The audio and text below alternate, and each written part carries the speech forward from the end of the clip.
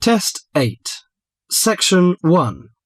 In this section, you'll hear a conversation between David and Claudia about their holiday trip.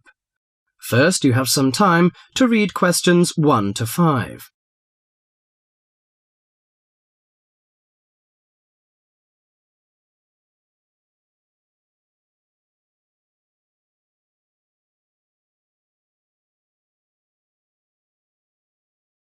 Now listen to the conversation and answer questions 1 to 5. Well, Claudia, our first semester at university is almost over. I can't wait for the holidays. Oh, me too. Why don't we go somewhere far away and forget about lectures and essays and all that hard work? Sounds good to me. How about if we go to the coast? It would be great to do some swimming and surfing. The coast would be good, but let's look at our other options. There are the mountains. They're nice and cool at this time of year. There's also the desert, which I really enjoyed last year. What about going to Sydney? I've never been there, and they say it's a great city to visit. Well, I agree. Sydney would be good, but there are too many tourists there at this time of year, and I'd rather get away from buildings and cars. I vote for the mountains. All right, then, let's do that. Now, we have to decide where we're going to stay and how we're going to get there. Any suggestions? Well, for places to stay, there are the usual places, motels, hotels, and youth hostels. We can go camping too. I'm afraid I'm not a very good camper.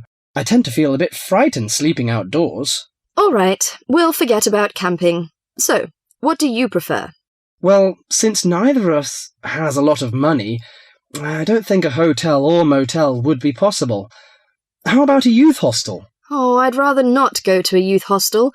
They're cramped and noisy, and the person in the bed next to you might be a snorer. No, I think we should find a small holiday house to rent, and if we get a few more friends to join us, it will be really cheap. Okay. You know, it's the first time for me to travel to the mountains. What do you suggest to take? Mosquito net, I guess. Mosquito net is useful, but I don't want to add more weight to our luggage. So the insect repellent can do, I think. Besides, aspirins are necessary and some cold cure, in case we feel sick or something like this. Do you think we need binoculars and a camera? Well, it would be a good idea to take binoculars. As to a camera, I'm not very for it. I'd rather record the scenes in my mind. You're right. What about the money? How much do you think is enough, and how we should take it? I've learned from a friend about the cost. He told me that they spent about $480 for 1 week's tour, so I think $500 would be enough. We may need over $300 for the house. Have you got any traveller's checks? No, I haven't, but I've got a credit card and a saving card. Then take the credit cards with us. It would be more convenient to pay the house fees with a credit card.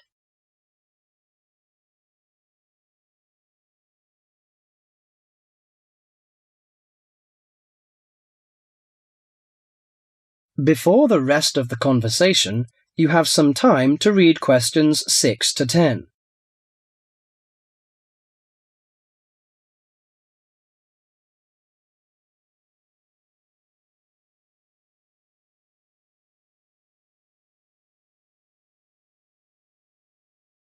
Now listen carefully to the rest of the conversation and answer questions 6 to 10. Oh, I nearly forgot the date. How long will we have before we have to be back here on campus? Under a week, I think. We'll leave on the 14th of April and come back on the 21st, because you know we'll start to study on the 22nd. Do you know the definite locations of some holiday houses? I suppose it would be nice if we book in advance. Yes. Look at this brochure here. It says that there are several holiday houses near the mountains. I prefer the one near the woods. It's situated right across the road from the rainforest park. That sounds good. We can easily go to the rainforest park then. Do you know what else we can do there besides visiting the park?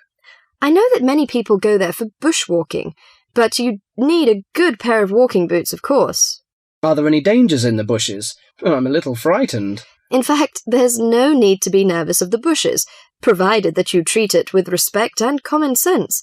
Most of the animals and wildlife are gentle and harmless. There are venomous snakes to be aware of, but really they're much more frightened of you than you are of them. The other thing is that certain plants can cause irritation if you touch them with bare skin. I see. Well, I can't wait for the coming holiday. That is the end of section 1.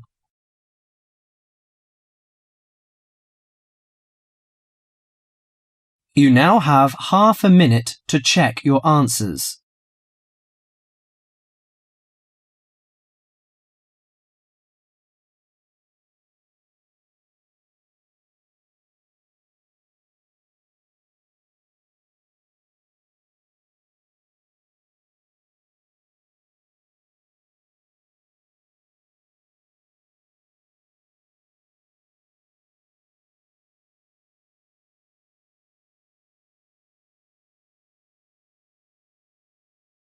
Section 2.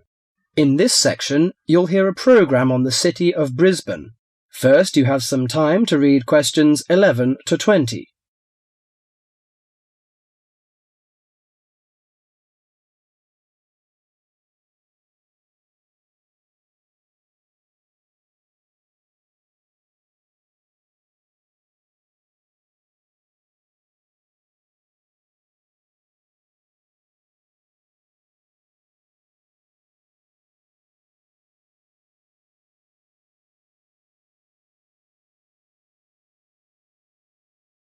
Now listen to the conversation and answer questions 11 to 20.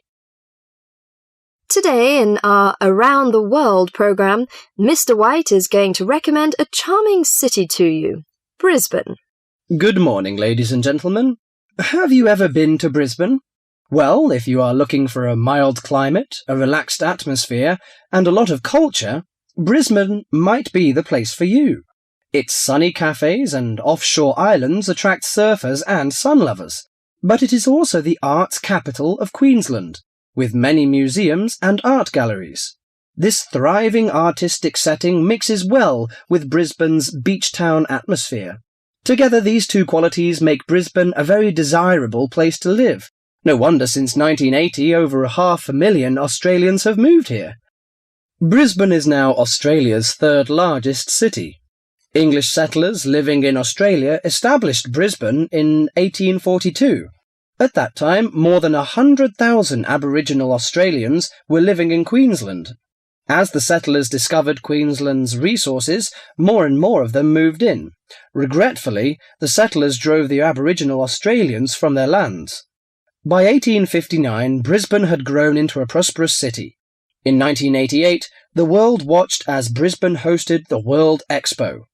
This international fair showcased new technology, but it also showed off the city of Brisbane to the world. Brisbane also hosts a wide range of events year-round. In April, everyone can enjoy a few laughs at the Comedy Festival, and movie lovers will enjoy a film festival that takes place every August. For 2 weeks in September, there is an outdoor festival of the arts. In October, a music festival draws a large crowd. And in January, you can see Brisbane's most bizarre event. You may be surprised to hear that. The annual cockroach races. That's right, people really do train and race cockroaches. Brisbane's nice climate and compact design makes it easy to explore on foot. Follow the golden arrows in the footpath around the city centre. This will lead you on a tour of Brisbane's historical district. From the city centre, take a boat across the Brisbane River to Southbank. This area is popular for its bike paths, beach and weekend market. Hundreds of artists display their wares at this market. It's a great place to pick up some interesting handicrafts. Well, I think what you must be interested in is the unique native animals. Yes, you shouldn't visit Australia without seeing its trademark animals, the koala and kangaroo. The Lone Pine Koala Sanctuary has both. It is located just outside the city centre in beautiful parkland. You can hold one of the park's 130 koalas or feed the kangaroos. Another quiet refuge from the city is Mount Coot-tha, about 8 kilometres from Brisbane. On a clear day, it offers spectacular views of the city. It also has hiking trails and beautiful gardens. Along the Brisbane River, a sunset cruise is also very relaxing. The areas around Brisbane are impressive. A coastal drive south of Brisbane will take you along the Gold Coast. This famous coastline boasts some of Australia's best beaches. Stradbroke Island is another easy day trip from Brisbane. A cliff on the island called Point Lookout offers a great view. From there you can see dolphins swimming below. Brisbane Forest Park, to the north of Brisbane, is a great place for hiking and camping. These great getaways, along with Brisbane's own laid-back charm, make this city an ideal place to visit. That is the end of section 2.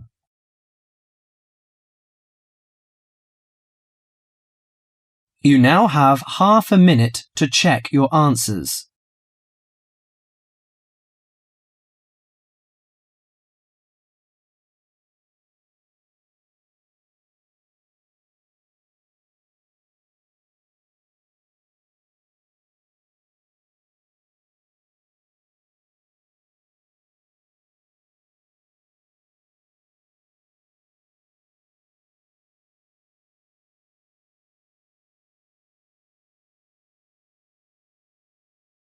Section 3. In this section, you'll hear two students discussing a survey they have to write as an assignment. First, you have some time to read questions 21 to 30.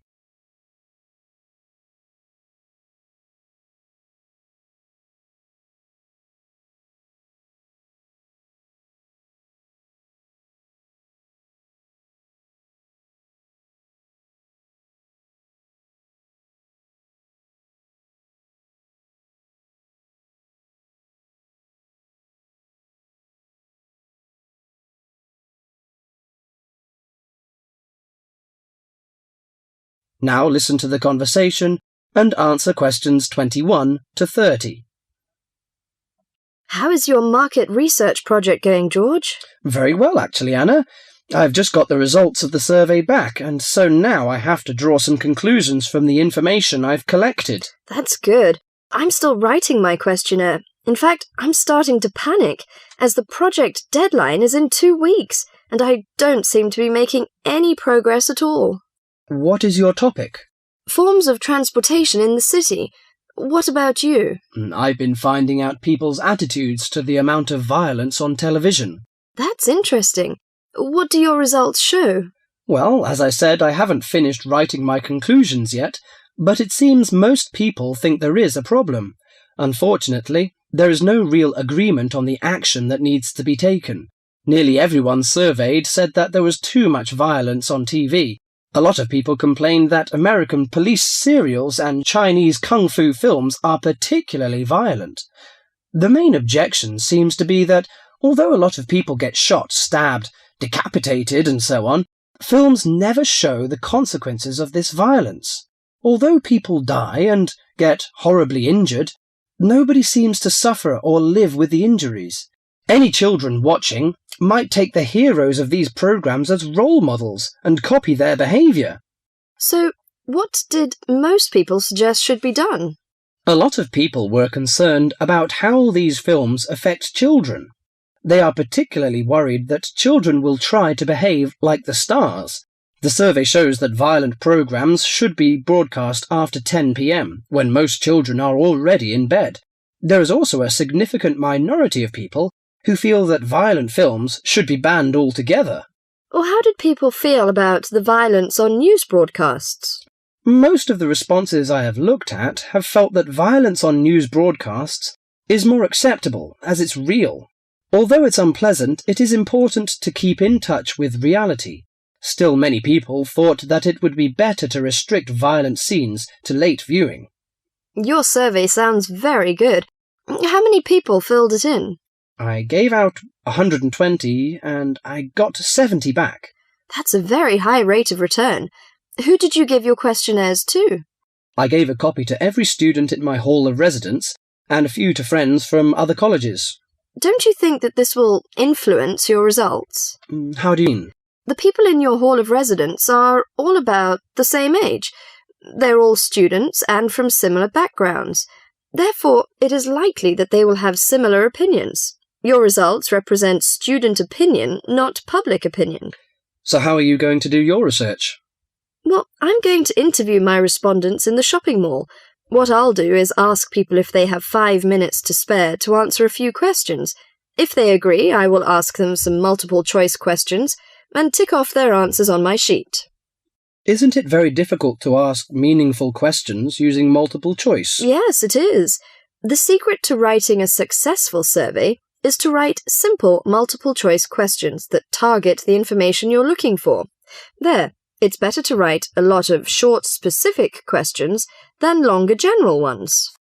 So that's why it is taking you so long to write. Yeah, but I hope I'll be ready to start interviewing at the weekend. That is the end of section 3.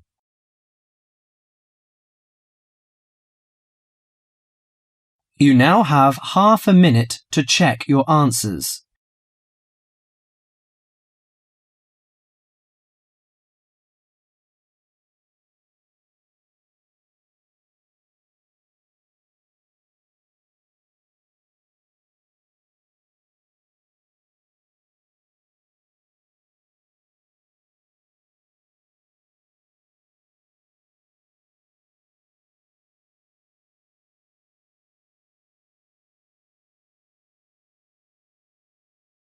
Section 4. In this section, you'll hear an introduction on the adventure class. First, you have some time to read questions 31 to 40.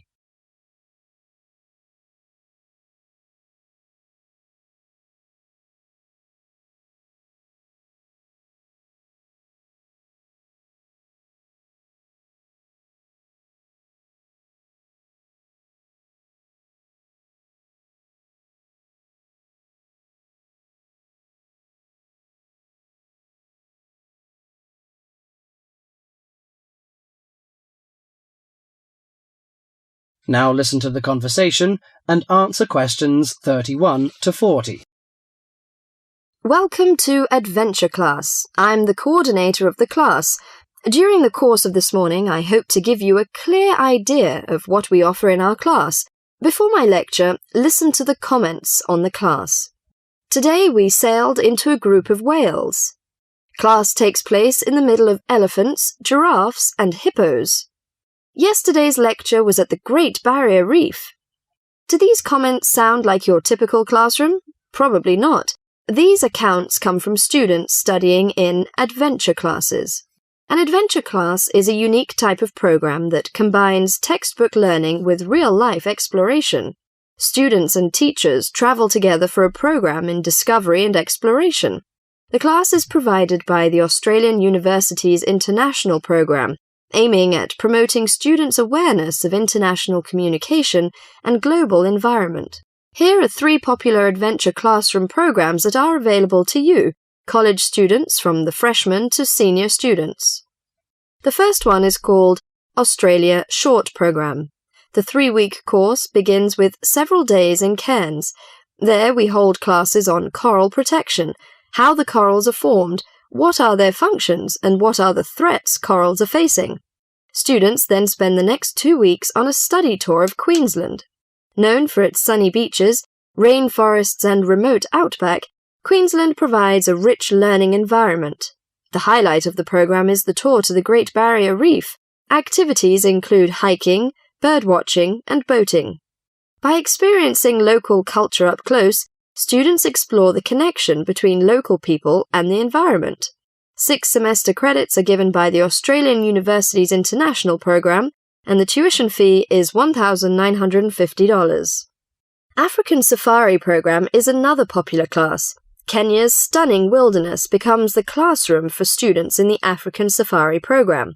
The 5-week course is set on the beautiful 20-acre campus of Australia International University in Nairobi. University professors combine classroom instruction with hands-on experience to teach wildlife management. In addition to classwork, students take trips to famous places such as Mount Kilimanjaro and Victoria Falls. Students also experience African culture through trips to local villages and Nairobi's city centre. But for most students, the safaris are the highlight of the course. The program includes 3 or 4 safaris. During each safari, participants camp outdoors for up to 6 days. One of the most popular destinations is the Masai Mara Game Reserve. An amazing collection of wildlife lives on the reserve. Students study elephants, zebras, giraffes, rhinos, and other exotic animals in their natural habitat. Those who take the course gain many wonderful memories and a greater appreciation for the Earth's natural resources. Students earn 8 college credits for the program. The cost of tuition is $4,950. The last on the list is Sea Education Association, SEA. The SEA program is a one-of-a-kind opportunity where students live and learn aboard a tall ship. The course combines ocean research with instruction and personal experience in sailing. After careful instruction, both on shore and at sea, the participants begin practicing what they've learned. Everyone on board takes turns operating and navigating a 134-foot sailing ship. That is the most outstanding. Life at sea is non-stop, so everyone is assigned to a watch. During that time, students work in the lab, in the kitchen, on deck, or in the engine room. Each watch group includes 8 people who rotate throughout a 24-hour schedule. They learn how to live at sea and how to work together as a team. Students can choose from 3 programs in different locations, each about 3 weeks long. College credit is awarded, and the cost is $3,600. Is an adventure classroom for you? If the idea of learning through adventure interests you, you might want to apply. It would certainly be an experience you would never forget. That is the end of section 4.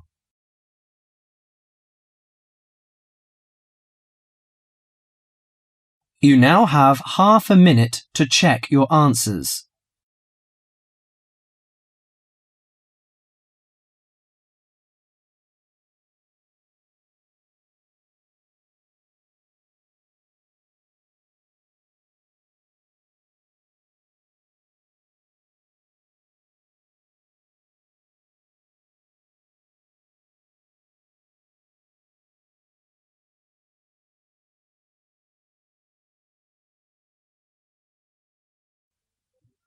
That is the end of the listening test.